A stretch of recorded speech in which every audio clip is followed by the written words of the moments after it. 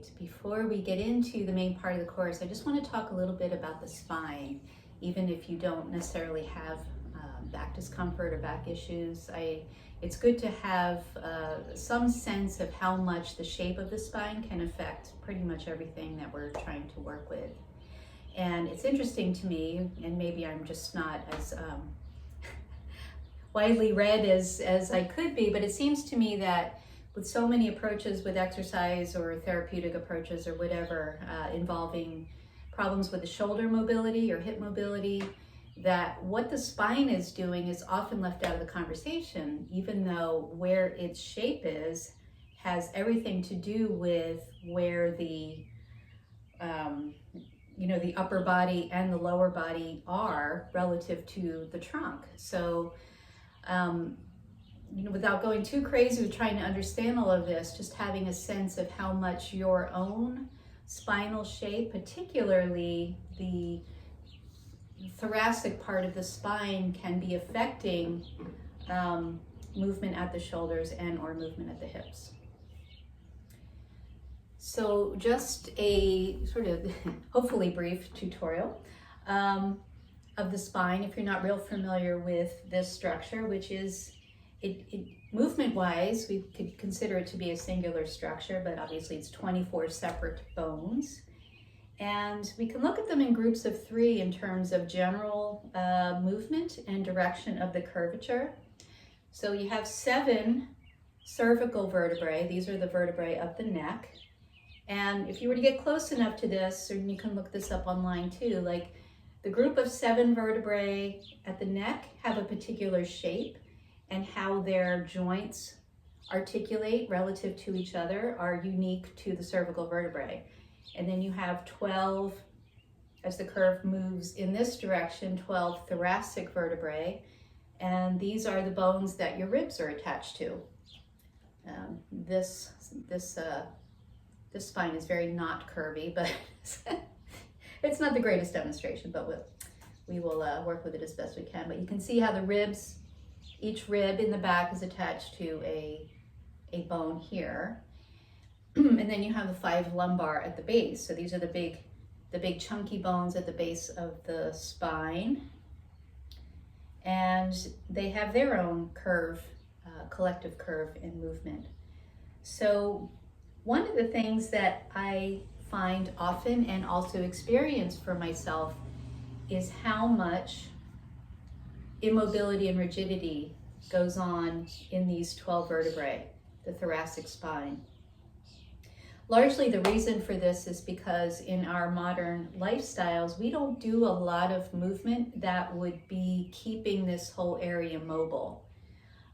Movements that have to do with crawling or a lot of reaching, climbing, hanging, the interaction of the shoulder blades and all of the musculature attached there, and the different ways we would be arching our backs and twisting the torso. We just don't really do that as much. Those movements aren't really called upon in most daily activities.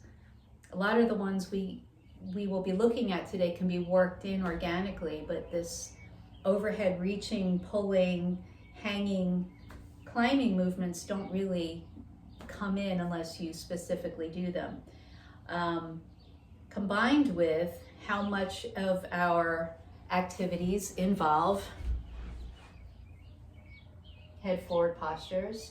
So you have this 10 to 12 pound head, this tiny bit of neck here, and everything is pulling forward.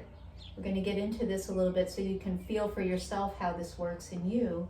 But essentially what is happening is that the spine gets pulled into a more forward curve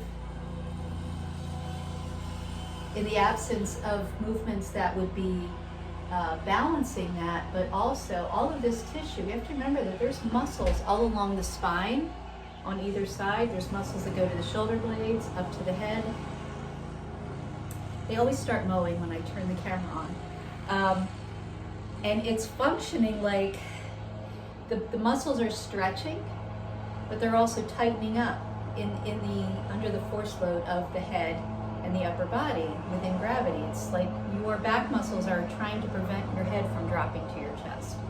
And over time, they become very tight, they become very taut.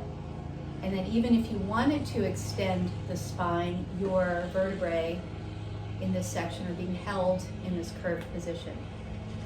And so we're going to do a few movements where you can see where this might be happening with you and how it's going to affect your shoulders and hips and other movements. And then there's the idea of the placement. So wherein you have a, and this is a, in this case we can use the overly exaggerated straightness of the spine here, but in this, you know, most spines are not quite this linear, but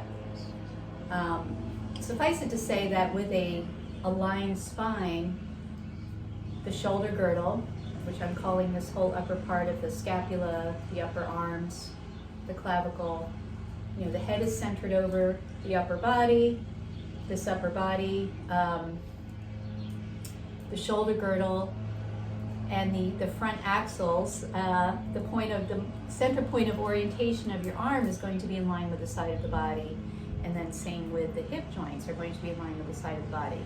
So if you have a lot of curvature in your upper back, so let's just say my arms are in an aligned position here, and think about that center point of rotation where my arm can move in all directions from the center point. But now I have this pulled forward, rounded shoulders. Where is the center point of rotation now? It's not out here, it's here. And so we want to consider that when we're looking at things like rotator cuff injuries and tightness of the shoulders. Has a lot to do with all of the soft tissue. Where am I going here? All of the soft tissue that is involved with moving this arm in all of these directions.